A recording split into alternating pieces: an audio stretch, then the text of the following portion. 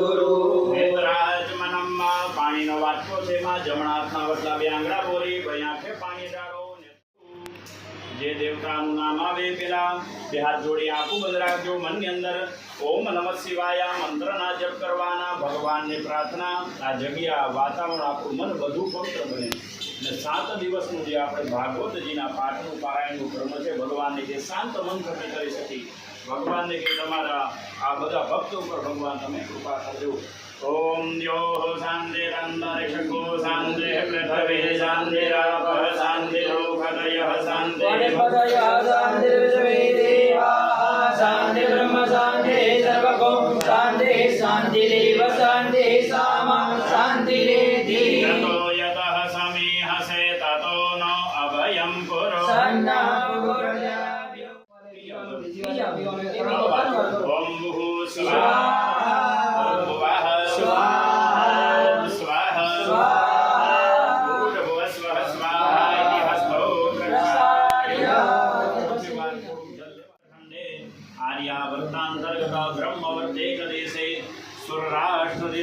पश्चिम दिग भागे द्वारिका क्षेत्रे नवानगर जामनगर ग्रामायतने इष्ट देवी देवतानां ब्राह्मणानां च सन्निधौ ओम भद्राद्य महामंगल्य फलप्रद मासो उत्तम मासे मासानां मासे पुण्यकारिक मासे अधिक ज्येष्ठ मासे कृष्णे पक्षे पंचमायां तो भृगुवासरे गोत्रोत्पन्न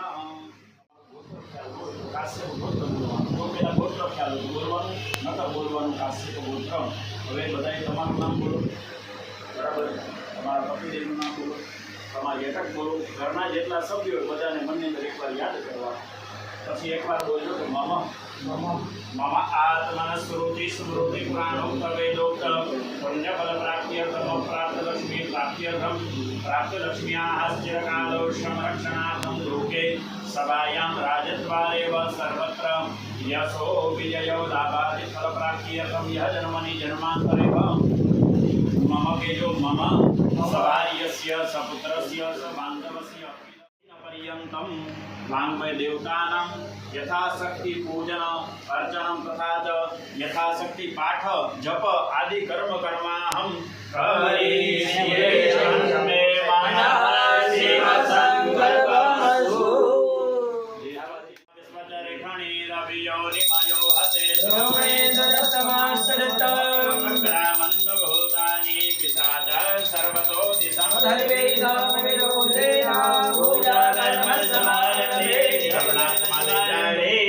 जमनाथ माले चारे दिशा में बदराओ नारज मुद्रायाम चतुर्दिक्षो विकीर्य चारे साइड छोड़ी देजो પછી 3 વાર તાલી પાડો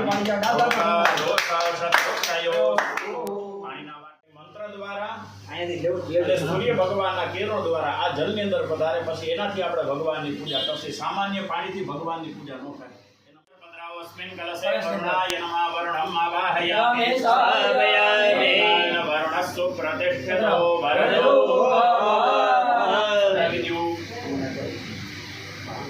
परस्ते जमुना थडाड़ो ब्रह्मांडोदर तीर्थानि करे पृष्ठवानि तेरमे देवी देवाकर ऊपर जमुना जाकी जो सूर्य मंडला सर्वाणि तीर्थानि आवाहयामि अमृतयान संरक्ष्य तेन उन्नत्य संरक्ष्य હવે ડાબો હાથ રાખી દો જમણા હાથની માથે ડાબો હાથ રાખી દો જમણા હાથની માથે ડાબો હાથ રાખવાના બે અંગૂઠા હલાવવાના વમ શબ્દ બોલજો વામ વામ વામ વામ વામ વામ વામ વામ હાથ લઈ લેજો પરસને આપણે ચારે દિશામાં ચાંદલા કરી જવાના પૂર્વ દિશામાં ચાંદલા કરજો પૂર્વે ઋગ્વેદાય નમઃ ઋગ્વેદં પૂજયામિ દક્ષિણે યજુર્વેદાય યજુર્વેદં પૂજયામિ પશ્ચિમે सामवेदं पूजयामि उत्तरे अथर्ववेदाय अथर्ववेदं पूजयामि छात्रनाको वन्दे वर्णाय नमः वर्णं सम्पूजयामि वर्णाय नमः सर्वोपचारार्थे गन्धाक्षत पुष्पं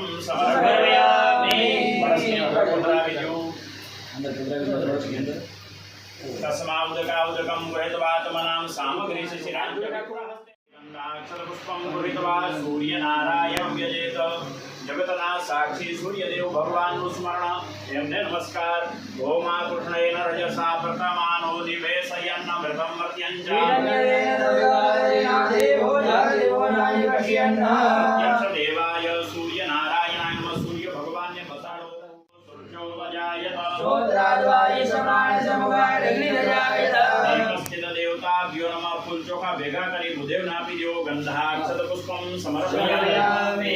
ચોખા દેવા પાસે પધરાવી દેવાને પગે લાગો. દીપસ્થિત દેવતાભ્યો નમસ્કારામ સમર્પયામિ. આ મારી સાઈડની દિશામાં ભૈરવ ભગવાનની દિશા છે. ભગવાનને પ્રાર્થના કરી કે હવે જે કાર્ય કરી છે એની અંદર અમને સિદ્ધિ પ્રદાન કરનાર બનજો. ઓમ દેવરાજ સેવ્યમાન પાવનાગરી પંકજમ વ્યાલયન સુતર બિંદુ શેખરમ કૃપાકરમ.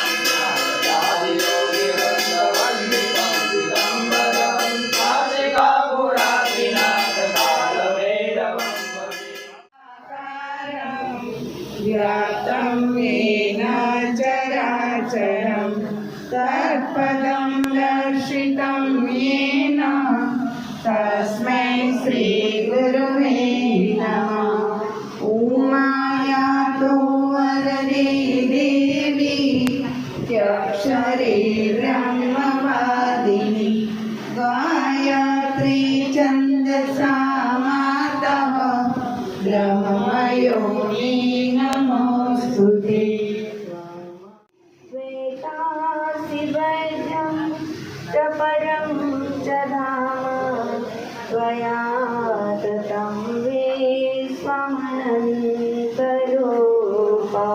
ॐ अभीप्सितार्थसिद्ध्यर्थं पूजितो यः सुरासुरी सर्वविघ्नहरस्तस्मै गणाधिपतये नमः। ॐ सर्वमङ्गलमाङ्गल्ये शिवे सर्वार्थसाधिके शरणे त्र्यम्बके गौरी नारायणी नमोस्तुते। सरस्वती नमो नित्यं भद्रकाले नमो नमः। वेदान्त वेदांग विद्यास्थानेभ्यः च व्यासाय विष्णुरूपाय व्यासरूपाय विष्णवे नमो वै ब्रह्मनिधये वासिष्ठाय नमो नमः। पूर्णः प्रज्वालितो ज्ञानमयः प्रदीपः प्रज्वालितो ज्ञानमयः प्रदीपः। પોતીજીના પૂજન માટે આવી જાઓ. पुराणं परमं पवित्रं पङ्क्तिवद्वं भागवतपुराणं बलमस्तु तेजः। भागवतपुराणं बलमस्तु तेजः।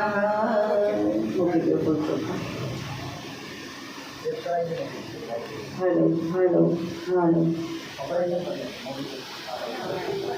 હલો હલો હલો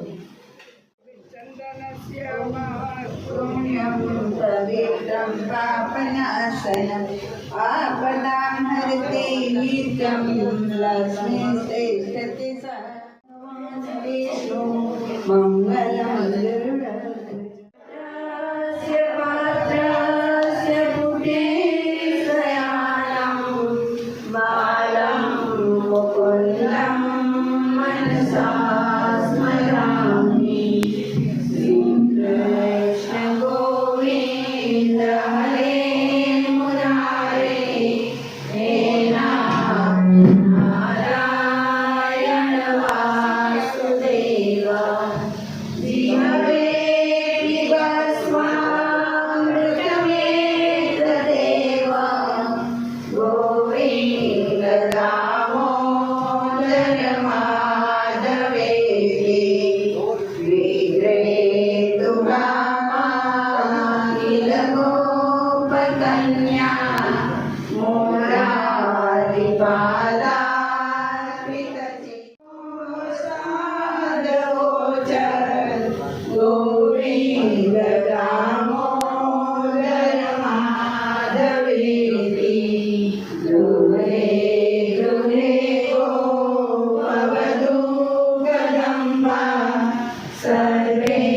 मिलित्वा समवाप्ययोगम्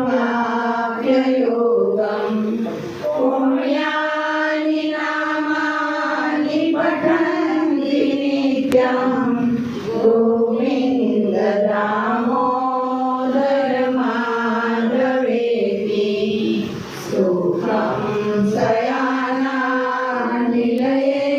विजयति नामानि विष्णो प्रवदन्ति मार्या तेनि सितं तन्मयतां व्रजन्ति गोविन्द दामोदर माधवेति सुखावसाने प्रियमेव सारं दुःखावसाने प्रियमेव गोविन्द दामोदर माधवेति जिह्वे सदेवं वरसुन्दराणि नामानि कृष्णानि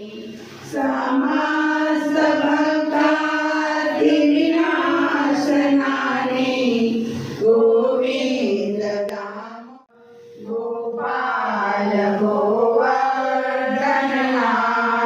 विष्णु चिरवे पिबस्वामृतमेतदेव गोविन्द दामोदर माधवेति जिह्वे रसज्ञे मधुरमीयं सत्यं विदितं त्वां परमं वदामि आवर्ण्येषां मधुराक्षराणि गोविन्द दामोदर माधवेति काव्यमेकं मधुरं सुभक्ताय गोविन्द दामोदर माधवेति अग्रे करुणामतपाण्डवानां दुःखासनेनाहतवस्त्रकेशा कृष्णा तदा क्रोशदनन्यनाथ गोविन्द दामोदर माधवेति संसारकूटे पतितो जगाते दामोदर माधवेति गोविन्द दामोदर माधवेति। દેવતુલ્ય ભાઈઓને પ્રણામ. જય માતાજી, જય શ્રી કૃષ્ણ. આ બધા બહેનોના નામ લખીને આપવા પડશે. જે કથાના આયોજક જે બહેનો છે એમના નામ લખીને આપશો ને. અત્યારે તો આપ સૌ આ કથાના મનોરથી જે બહેનો છે બધા એના વતી આપ સૌનું ખૂબ ખૂબ હાર્દિક સ્વાગત કરું છું. બધાને મારા પ્રણામ. જય માતાજી. હવે આપણે ત્યાં કોઈ પણ પ્રસંગ હોય તો કોણ આવે આપણા ઘરે? જેને આપણે બોલાવ્યા હોય, જે આપણા સગા સંબંધી હોય, જેની સાથે આપણે સારો સંબંધ હોય, જે આપણા પડોશી હોય, એ જ આપણે કે એને નિમંત્રણ આપ્યું હોય. તો આયોજન કરનાર જે વ્યક્તિ હોય છે એ નિમિત્ત માત્ર હોય છે. ભગવાનની કૃપા જ્યારે વરસે ત્યારે આવા સુંદર મજાના આયોજનો આપણે આ પુરુષોત્તમ પવિત્ર પુરુષોત્તમ માસ આપણું સૌભાગ્ય છે કે આ માસમાં આપણને આ તક મળી છે. તો આપણે કોઈ વ્યક્તિના નહીં પરંતુ ભગવાનના નિમંત્રણથી અહીંયા બેઠા છે. ભગવાને તમને અહીંયા બોલાવ્યા છે એટલે તમે અહીંયા બેઠા છો. એનો મતલબ એ છે કે યા તો તમે એના સગા સંબંધી છો, યા તો તમે એના પડોશી છો, યા તો તમારે એની સાથે સારો સંબંધ છે એટલે તમે બધા એના નિમંત્રણથી અહીંયા આવી અને બેઠા છો. સૌપ્રથમ આપણે પરિચય જોશું. એક તો ભગવાન કૃષ્ણ જે પરિચયના મોહતાજ નથી, છતાં પણ પહેલાં મંગલાચરણની અંદર આપણે જે એનો પ્રાર્થના કરી વંશી વિભૂષિત કર્યા, એનો અર્થ શું છે કે જેના કર કમળોમાં વંશી શોભે છે, જેના સુંદર શરીરની આભા વાદળો જેવી ઘનશ્યામ છે, જેનું સુંદર મુખ પૂર્ણ ચંદ્રમા જેવું છે, જેના નેત્રો કમળ જેવા એકદમ સુંદર શોભી રહ્યા છે. તેમણે પીતાંબર ધારણ કર્યું છે. તેના અધરોજ માનવ ઉગતા સૂર્યના લાલ ફળ જેવા એનો રંગ છે.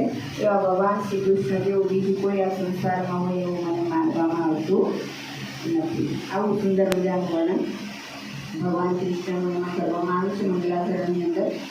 હવે ભાગવત ભગવાનનો પરિચય આપણે જોઈએ. શ્રી વેદ વ્યાસજી આ ગ્રંથને ભાગવતમ કહીને સંબોધિત કર્યું છે અને શ્રી સુખદેવજીએ ચક્રે શાશ્વત સંહિતા કરી અને ઉદ્બોધન કર્યું, સંબોધિત કર્યું. ઋષિઓએ એને પરમહંસી સંહિતા કહી છે. તો आइए इसी परम संहिता में हम और आप भी प्रवेश करते हुए अपना जीवन धन्य बनाए. शुरुआत क्याँथी करी છે ભગવાન? તો જ્યારે મહાત્માની શરૂઆત ક્યાંથી કરી છે? સત્યમ પરમ ધીમહિ. જે પરમ સત્ય છે એનું અમે ધ્યાન કર્યું. આ પરમ સત્ય કોણ છે? કારણ કે ભાગવતજીની અંદર ભગવાન કૃષ્ણ મહાનાયક છે, એટલે એ જ હોય, બીજું કોઈ ના હોય છે. પણ પરમ સત્ય મતલબ કે જે સ્વરૂપને તમે માનો છો, તમે કોને માનો છો એ આપણા માટે પરમ સત્ય છે. એનું ધ્યાન આપણે કરવાનું છે. ભગવાન ઈશ્વર એક જ છે, ભગવાન એક જ છે. એટલે આપણે જેનું તમે તમારા માટે તે પરમ સત્ય છે, જેને તમારા જે ઈષ્ટ છે એનું ધ્યાન તમારે કરવું જોઈએ. ભલે તમે ભાગવતની કથા સાંભળતા હોય કે રામાયણની સાંભળતા હોય, કોઈ પણ સાંભળતા હોય. તો શરૂઆત ક્યાંથી કરી છે વેદવ્યાસજીએ? સચ્ચિદાનંદ રૂપાય વિશ્વોત્પત્યાદિ હેતુવે તાપત્રય વિનાશાય શ્રી કૃષ્ણાય વયમ નમઃ. સચ્ચિત અને આનંદ. ભાગવતજીની અંદર ભગવાનના 3 સ્વરૂપો બતાવવામાં આવ્યા છે. સત્ય એટલે શું? સત્ય જે ક્યારેય ન બદલાય. જૂઠ તો પરિસ્થિતિ અને સમય અનુસાર બદલાતા રહેતા હોય છે, પણ સત્ય એ છે જે ક્યારેય બદલાય નહીં. આપણે બધા અહીંયા બેઠા છીએ, આપણે બધા કાયમ રહેવાના છીએ નહીં, કારણ કે તેની મેન્યુફેક્ચરિંગ ડેટ હોય, એની એક્સપાયરી ડેટ હોય. તો સત્ય એ છે કે ઈશ્વર જે આપણે નહોતા ત્યારે પણ હતો, આપણે છીએ તો પણ છે, અને આપણે નહીં હોઈએ તો પણ હશે. એ છે પરમ સત્ય. આ સંસારનો પ્રત્યેક સંબંધ સ્વાર્થ માટે છે. આપણે કહીશું કે નહીં, અમે તો અમારા ઘરના બહુ પ્રેમ કરીએ છીએ. અસલમાં એ કરીએ જ છીએ, નો ડાઉટ. પણ ક્યારે કોણ કોને દગો દેશે એ બદમાશીવાળો દગો નહીં, પણ ઈશ્વરના ઘરનું જ્યારે આવે છે ત્યારે આપણે એમ નહીં કહી શકીએ ચાલો હું મારા ઘરના અમે સાથે લઈ લઉં. આવા સંબંધ. પણ ઈશ્વર જે છે એ હંમેશા આપણી સાથે રહેવાનું છે. એ છે સત્ય, પરમ સત્ય. પછી બીજું ચિત્ત. ચિત્ત એટલે કે જે જળ વસ્તુઓ હોય છે ને એમાં પણ ચૈતન્ય હોય છે. કોઈ પણ વસ્તુ હોય તો તમારે એની રિસ્પેક્ટ કરવી પડે, કારણ કે આપણને ઉપયોગમાં આવે છે. ભલે એ આપણે એ સામે પ્રતિભાવ ન આપી શકે જળ વસ્તુઓ હોય. તમે સરસ રીતે પાણી આપવાની રીતે આપી દો તો એનો અહીં વાત અલગ છે, પણ રોજ એને સરસ રીતે આમ ફુવારાથી તમે ગોવો સાફ કરો, એની બાજુમાં રોજ યોજના કરો તો એની રોનક આખી અલગ હોય. એ બધું મહેસૂસ કરે છે. શબ્દ, સ્પર્શ, રૂપ એક વર્ણન નથી કરી શકતી, એ બોલી નથી શકતી. કેમ કે પશુઓ છે, પશુઓને ગમે તેટલી તકલીફ પડે તો એ ચૂપચાપ સહન કરે છે. આપણને તકલીફ પડે તો આપણે ગરાડા પાડવાના શરૂ કરીએ. વૃક્ષો ઉપર કુવાડાના ઘા મારો તમે તો એને દુઃખ તો થાય છે, પણ એ વર્ણન કરી શકતું નથી. સર્વોત્તમ જ્ઞાન તો માત્ર ને માત્ર મનુષ્યને ઈશ્વર આપ્યું છે. તેનો રાજકુમાર છે ઈશ્વર. આપણે ઈશ્વરના રાજકુમાર છીએ. આપણે શું કહીએ? આત્મા એ જ પરમાત્મા, નહીં કે નહીં? તો આત્મા એ પરમાત્મા હોય તો એ આપણો પિતા છે. ભલે આપણા સ્થૂળ દેહના માતા પિતા હોય, તો આપણે ઈશ્વરની સંતાન, એટલે આપણે બોલીએ છીએ. અને એટલે આપણું જે શરીર છે એ માટીમાં મળી જાય છે, પંચભૂતો, પણ આત્મા તો ઈશ્વરની અંદર સમાઈ જાય છે. તો દરેક વ્યક્તિની અંદર ઈશ્વર છે, પરમાત્મા છે. ઝઘડા કોની સાથે જે સમજવા નથી આવતો. માનીએ તો આપણે બોલીએ તો છીએ કે આત્મા એ પરમાત્મા, પણ આપણે માનતા નથી. સમસ્યા ત્યાં છે, સ્વીકારતા નથી. જો સ્વીકારતા છે જે દરેક વ્યક્તિની અંદર ઈશ્વર છે તો કોઈ સાથે ઝઘડાનો પ્રશ્ન જ નથી. ઈશ્વરના અંશે તો ચિત્ત જે શક્તિઓ એની અંદર આપી છે કે આપણે અંદર બીજના રૂપમાં આપણે કીધું જરૂર છે. તો કે અહીંયા જશું તો આનંદ આવશે ને ત્યાં જશું તો આનંદ આવશે. ગુરુદેવ લખે છે કે આનંદની ખોજમાં મનુષ્ય ક્યાં ક્યાં ભટકે છે. હિલ સ્ટેશનો પર ફરવા જાય છે, સિનેમા હોલમાં જાય છે, પછી શું કહેવાય રેસ્ટોરન્ટમાં જાય છે. પણ એ કેટલી વાર તો તમે ક્યાં જઈને આવી ગયા પાછા આવતા છે અને ત્યાં આપણા માટે દુઃખની વાત છે. પણ એણે તો આઠે પ્રહર ભજનો ગાયા છે ને કંઈ ફરક નથી પડ્યો, કારણ કે અંદરથી ધૂણી દખાવેલી છે. ધૂણી રે દખાવી બેલી અમે તારા નામની હોજી રે. ધૂણી રે દખાવી બેલી અમે તારા નામની, અમે તારા નામની ને, અમે તારા નામની ને, અલખ નારે રામને. ધૂણી રે દખાવી બેલી અમે તારા નામની હોજી રે. ધૂણી રે દખાવી બેલી અમે તારા નામની. ગમે તે કામ તમે ભલે કરતા હો પણ સતત અંદરથી જો તમારા જે ઈષ્ટ હોય એનું ચિંતન મનન ચાલુ હોય તો બહાર શું થાય છે એનાથી તમને કોઈ ફરક પડવાનો નથી. આપણી સમસ્યા શું છે ખબર છે? આપણે કરીએ છીએ કંઈક અને આપણે છીએ કંઈક, તકલીફ એ છે. બાકી અંદરથી સતત ને સતત જો ઈષ્ટનું આપણા સ્મરણ હોય તો તમને ટેન્શન આવે જ નહીં. બહારની વસ્તુઓનું ગમે તેમ કેમ ન થતું હોય તો એને કહેવાય ધૂણી દખાવી. સતત ને સતત ચિંતન બને કામ બને ને તમે ગમે તે કરતા હોય પછી તમને કોઈ વસ્તુથી કોઈ ફરક પડવાનો નથી. સત, ચિત્ત અને આનંદ 3 સ્વરૂપ ભગવાનના બતાવ્યા છે. પછી શું કીધું કે આદિ દૈનિક, આદિ ભૌતિક અને આદિ આધ્યાત્મિક જે તાપો છે એ 3 તાપોનું સહન કરવાવાળા છે ભગવાન. જે અને પછી શું કીધું કે કૃષ્ણાય વયમ નમઃ. અમે બધા એકલા નહીં, આપણે બધા મળીને એમને પ્રણામ કરીએ છીએ ભગવાન કૃષ્ણને. શ્રી કૃષ્ણ, શ્રી એટલે રાધાજી, માત્ર કૃષ્ણને પ્રણામ નથી, સાથે સાથે રાધાજી, શ્રી એટલે રાધા, ભગવાનને રાધાજીની સાથે અમે પ્રણામ કરીએ છીએ. આ શ્લોકનો અર્થ છે. સચ્ચિદાનંદ રૂપાય સર્વ સંસાર ઈશ્વરનું રૂપ માનવાવાળા શ્રી સદગુરુ સુખદેવજીને વંદન. કારણ કે શાસ્ત્રોમાં સર્વપ્રથમ ગુરુની વંદનાનું વિધાન છે. જ્યાં સુધી આપણા જીવનમાં ગુરુની કૃપા નહીં થાય ત્યાં સુધી સંસાર સાગર પાર કરવો ખૂબ જ મુશ્કેલ છે. તુલસીદાસજી પણ લખે છે કે જે તુલસીદાસજી લખ્યું છે કે સુખદેવજીના ગુરુ વેદવ્યાસજી છે. ગુરુ બિન ભવનીજી કરે ન કોઈ, વિરંજી શંકર સમ હોય, બદમ બંદવ ગુરુપદ. જન્મ જન્મનો સાથ છે તમારો, અમારો તમારો, અમારો. જન્મ જન્મનો સાથ છે તમારો, અમારો તમારો, અમારો. શેઠ તમે જોયું તુલસીના જાગરણ તમારો. જન્મ જન્મનો સાથ છે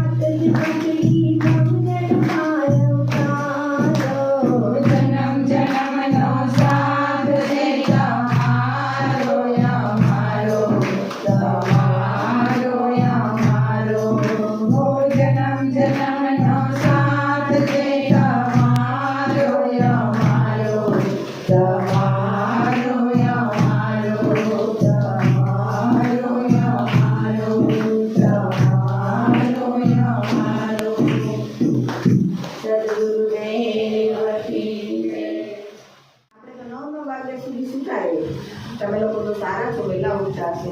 નાના લોકો હોય તમારા ઘરમાં વહુ અને બધા તો મોડા જ ઉઠતા હોય, તમે ભલે ઉઠી જાઓ, એને કાંઈ એનાથી ફરક ના પડે.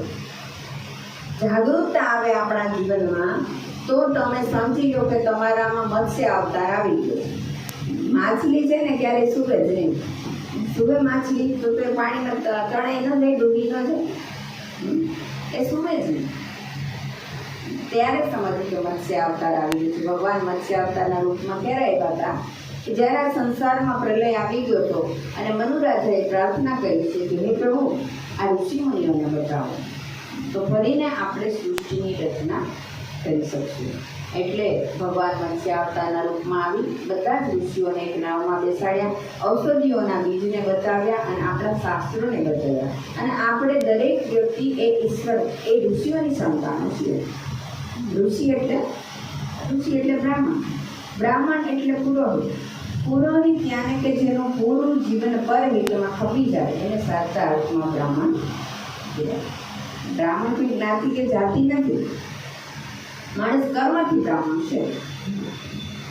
તો જે પોતાના આચરણથી બતાવે છે, કર્મમાં લઈ આવીને એને કહેવાય સાચા અર્થમાં આ તો અમે આવવાના, તમારા ભગવાન, અમારા ભગવાન. આ તો ચાલાક બાબાજીઓનું કામ છે કે આપણને બધાને ભાગલા પાડો અને રાજ કરો.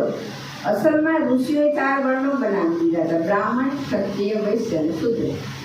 એમાં જેણે જેવું કામ સંભાળ્યું પ્રમાણેના વર્ણો બન્યા છે. કોઈ જ્ઞાતિ જાતિ એમણે નથી બનાવી.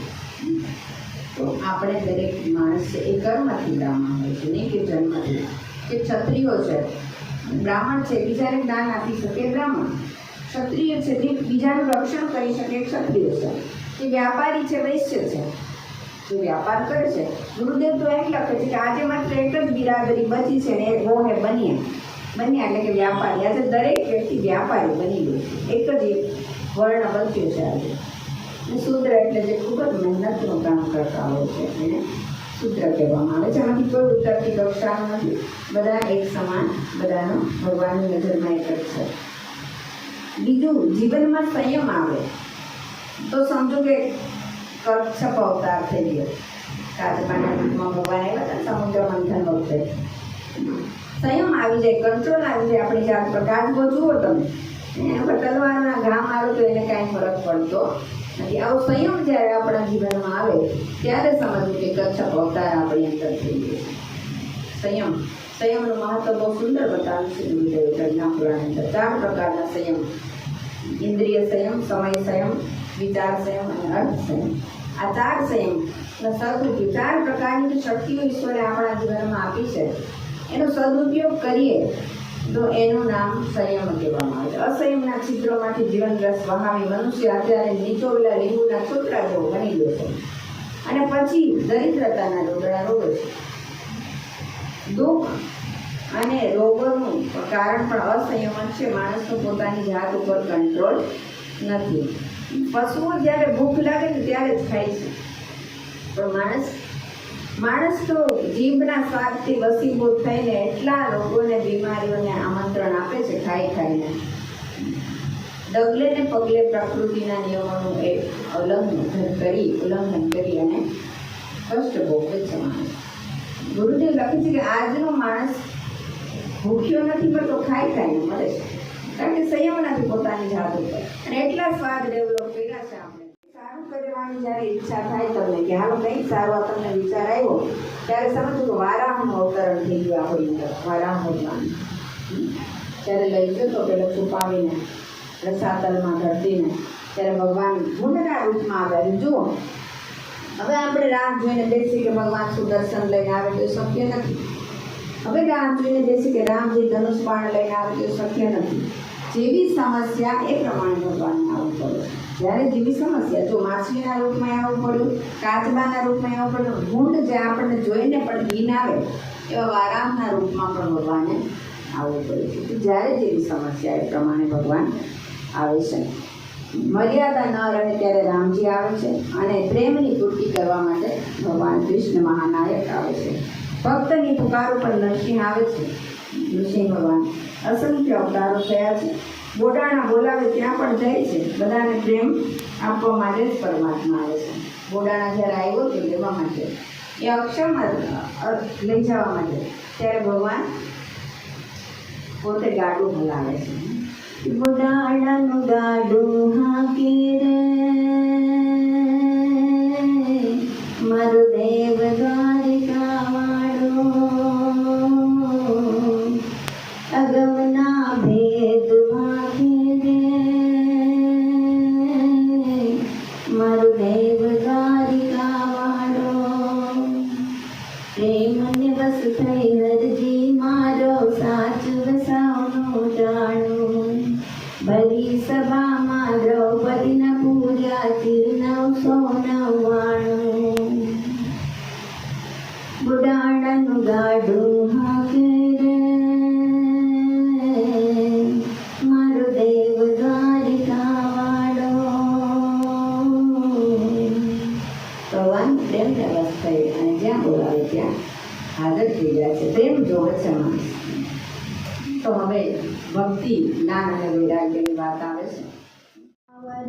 સર્વે સ્વકાર્ય કુશલાસુરા. દેવતાઓ અમૃત લોકો બનાવ્યા સુખદેવજી સામે રાખ્યો છે. सुखदेव जी पूछू कि ये सब क्या है? कि अमृत कलश है. अच्छा, तो શું કામ લાવ્યા? कि परीक्षित मरने वाला है ना, तो उसको पिला दीजिए. सुखदेव जी महाराज के बाद देवताओं आप परोपकारी ક્યાંથી બની ગયા? એને આશ્ચર્ય થયું. એટલે કોઈ બાત નહીં, પીલાતા. સુખદેવજી મહારાજ કહે છે કે પીલા દીजिए, સમસ્યા સમાપ્ત. પણ ઠીક છે, પીલા દીजिए. પણ પછી દેવતાઓએ શું કીધું? एवं विनिमय जाते सुधाराज्ञा प्रपीयतां प्रपश्यामो वयं सर्वे श्रीमद्भागवतामृतं. महाराज, અમારું એક નિવેદન સાંભળો. સુરજી કહે છે કે બોલો. અમૃત પરીક્ષિતને પીવડાવો અને કથારૂપી ભાગવત અમૃત અમને પીવડાવો. ત્યારે સુખદેવજી કહે છે, તેઓની ચાલાકી જોઈ અને સુખદેવજી હસવા લાગ્યા અને બોલ્યા કે અરે, તમારા સ્વર્ગનું અમૃત તો કાચનો ટુકડો છે અને ભાગવત અમૃત કરોડો મણીઓ સમાન છે. કાચ આપીને તમે મણી લઈ જાઓ એ તો સરાસર અન્યાય છે. સુખદેવજી મહારાજ કહે છે, અરે તમે શ્રદ્ધાથી શ્રોતા બનીને આવ્યા હોત ને તો જરૂરથી તમને અમૃત પીવડાવો. પણ તમે તો સોદાગર બનીને આવ્યા છો, સોદાબાજી કરવા માટે. એટલે હવે તમે અધિકારી નથી. ચાલો નીકળો, કાઢ્યા છે. સુખદેવજી મહારાજે રીતસર અપમાન કરી અને મોકલી દીધા. ત્યારે શ્રી શુદ્ધજી કહે છે કે દેવોને દુર્લભ આ કથા છે, જે આપણે મહાન સૌભાગ્યશાળી છીએ કે પૃથ્વી સિવાય પૂરા બ્રહ્માંડમાં આ ક્યાંય મળશે. સ્વર્ગ અને સત્યલોકની વાત તો છોડો, પણ વૈકુંઠ અતિ અયમ રસઃ નાસ્તિ. રામજી જ્યારે અવધવાસીઓને લઈ અને સ્વધામ જાય છે ત્યારે હનુમાનજી દૂર ઊભા છે. એટલે રામજીએ પૂછ્યું કે ભક્ત, તું તો મારો પ્રિય ભક્ત છે, તું આટલો દૂર કેમ ઊભું છું? તું મારી સાથે નથી આવતો? ત્યાં હનુમાનજીએ પૂછ્યું કે પ્રભુ, ત્યાં તમારી કથા હશે? કથા તો નહીં હોય, પણ હું સ્વયં છું ને, કે તમે તો મારા હૃદયમાં બિરાજમાન છો. તમને તો જ્યારે મારી ઈચ્છા થશે ત્યારે હું તમને જોઈ લઈશ, તમારા દર્શન કરી લઈશ. પણ કથા તમારી જો ત્યાં નહીં હોય તો હું ત્યાં આવીશ નહીં. એટલે ગોપીઓ કહે છે ભગવાનને કે મારું મન રાવણ છે રૂડું, વૈકુંઠ નહીં રે આવું. મારું રાવણ છે રૂડું, વૈકુંઠ નહીં રે આવું. બેસીને દેવું મારે ટગટગજો, બેસીને દેવું મારે ટગટગજો. હે નહીં ખાઉં કે નહીં માર પીવું હો દેવકીના લાલ રે, વૈકુંઠ નહીં રે આવું. મારું બલરાવણ છે રૂડું રે, વૈકુંઠ નહીં રે આવું. મારું બલરાવણ છે રૂડું રે, વૈકુંઠ નહીં રે આવું. એવી રીતે ગોપીઓ ના પાડે છે, એવી રીતે હનુમાનજી પણ ભગવાન રામજીને ના પાડી દીધી. કે હું તમારી સાથે આવીશ નહીં, કારણ કે ત્યાં તમારી કથા પૂરતી નથી. हमारी धर्म शक्ति चैनल पर आपको हर सप्ताह और 10 दिनों में अलग अलग मंदिर के दिव्य दर्शन, शोभा यात्रा, आरती, संत और महंतों के धर्म संदेश, गौ माता से जुड़े हुए वीडियो और सेवा कार्य से जुड़े हुए वीडियो देखने को ज़रूर मिलेंगे। तो हमारी इस चैनल के हर वीडियो को अवश्य देखें, क्योंकि हमारी चैनल का मूल मंत्र ही है धर्म, सेवा और संस्कृति। अगर आपको हमारे ये वीडियोस अच्छे लगते हो तो इसे ज़रूर से लाइक कीजिएगा, शेयर कीजिएगा और हाँ, सब्सक्राइब अवश्य कीजिएगा। धन्यवाद।